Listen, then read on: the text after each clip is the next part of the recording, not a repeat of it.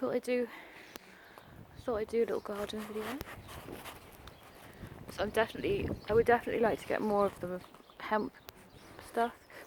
As you can see, these are foxgloves that grew last year from seed. So this year they should be really tall, but then they'll be dead. And so I've done this bed here just because, to keep the weeds down, because it was pretty clear so far, which is really good actually. This one I've pulled up loads. It looks alright state there, I know. This is all the dry stuff I've pulled up. I just popped it in there for now. So I've got so much stuff. This is all going to be broken up really small. I'll be doing some as I go along, and that's going down. And then the mulch will go on top of it.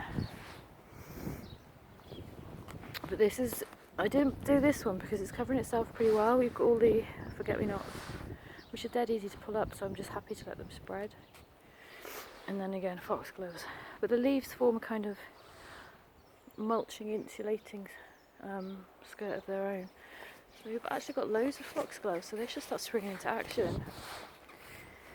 These have all come from the foxgloves that I seeded, planted a couple of years ago. But I've just dumped, I just had some spires here from all these green ones, and I just stripped their seeds and dumped seeds. And to see what happens, I've just put a load of lavender seeds down there from this plant. It's a really old plant. I don't know if it's going to work. Cold and all that. It is very cold out here today. So I left that's the purple sprout broccoli. I left them in just to see what happened. I'm growing purple broccoli again, so might see what happens. Might see what they taste like. See, my elder's a bit better now. So these were about this tall last year. So they've really grown since last year. So we've got one there which has about a V trunk. Oh, sorry, my balance isn't good. That's a V trunk, which is nice. Oh, my ankle's gone out now. And then we have this one, which is about a foot shorter than me, but I have cut the top. So that is like reaching this way and that way, guiding me around. I don't want to touch this bed, it's full of cat shit.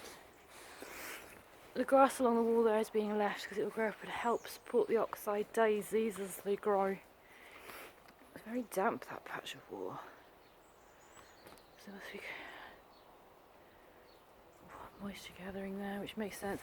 At this point, because of the way things are growing there, I don't have to water that bed much. This area along here is really, really dry, which is why you got the first lot. So mulch all down here, mulch there, and there'll be like a space in the middle. I'm going to widen that back bed probably a bit, narrow this space. Well, it might be quite a nice place to sit. I don't know. Anyway, probably will. So I've mulched this. What you can see is, excuse me, a real runny nose out here. But look, I mean that's staying pretty weed free back there, isn't it? I haven't weeded it. This is I'm not too worried about. I use this for ground cover.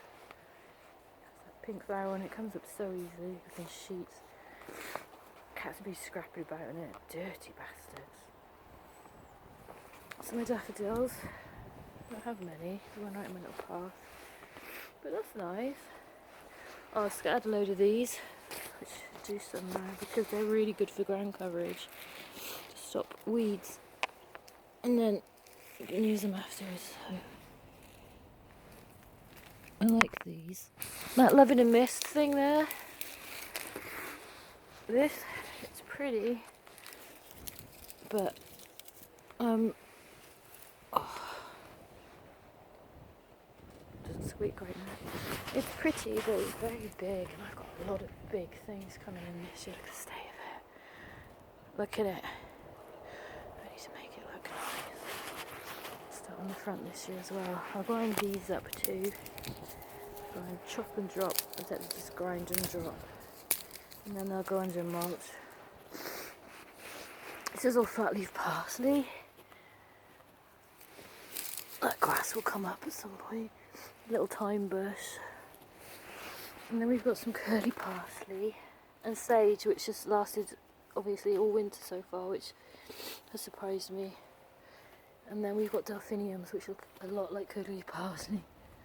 It's delphiniums, parsley, delphiniums, parsley. I don't know at this point. I'm thinking I wouldn't put delphiniums that close. So that's parsley. Then we've got more daffodils, foxglove, and then loads of sage. Excuse my nose. So that's quite nice. And that back under that plastic should be very nice and rich with some really nice tall things. And if you notice, the tree is gone. When they trim the ivy, I'm going to be hacking this ivy back all year, but I don't mind too much. She said, I'll moan about it. The lamb's ear is great, it's died right back a lot, so I call it lamb's ears, I don't know what it's called, but I've just broken it all up and chucked it in a water bag. And you guys will come up and hide it. And then what's coming up with all this, I don't know what that is. I think I do, but I can't remember, so we're leaving it grow. And then we've got lots of little sagey plants poking up through the mulch. And there's a bramble too, which I will just get rid of. I just didn't have anything to do it today. So those brown seeds I put down, they were like these called dockies. Oh, excuse my sniff. And then a little foxy there. A couple of foxgloves there actually. So from the grass line out to about here will be mulched, and then it'll be mulched around in a corner all the way up there, which will look so much nicer. I'm just going to edge it with wood and bits of stick because that rots down, and then I've got some nice fungus growing. Look, can you see? And this is what I'm calling my foresty end. Carrier bags, just ignore it. That plastic's meant to be there, it's protecting the fence, and there's stuff composting underneath of it. But that's a log pile, just right in the corner, covered in sticks and clip-ins, and just things can live in it. I have to keep it clear around here because of the post. This is starting to bud. This is the mother elder tree. All my little green elders. These elders here I'm going to need to dig up. Oh, dizzy. Oh, that's really tall. Definitely need to dig it up. Searching for some light. So there's 1, 2, 3 elders there, which I'm going to dig up. I've got this poor old chestnut tree. It's just in a bucket. And it's years old. It really needs a good home. And then 2 more elders over there, I think. Little apple tree that Henry planted, very badly staked, but it's still standing. And so that's it. I haven't touched the bean tunnel. Got this elder here, which is nice. It has no branches that side. Access behind there. I like the Z one. Just in there, there's some more elders. Just there. 1, 2. That bloody white and thingy, I think it's a white and green thing, it just comes and comes and comes. It's annoying. I'm going to be moving the pea hedge, just a bunch of sticks, and it's going to curve around here, sort of, and then I've got this climber that looks like bindweed flower, but it's pinks and purples. Grow to a height of 3.5 metres, so I'm going to try and grow it sideways rather than up. That's just full of food waste I've been collecting and rotting down. The state of it's going to be all changed this year. I'm going to be digging that out, putting a polytunnel running the length of that stuff. You wouldn't think that fence was painted, would you? Going green, but it was dark like that. Now look at this polytunnel will block that. So we're going to be moving this and trying to grow the flowers through it.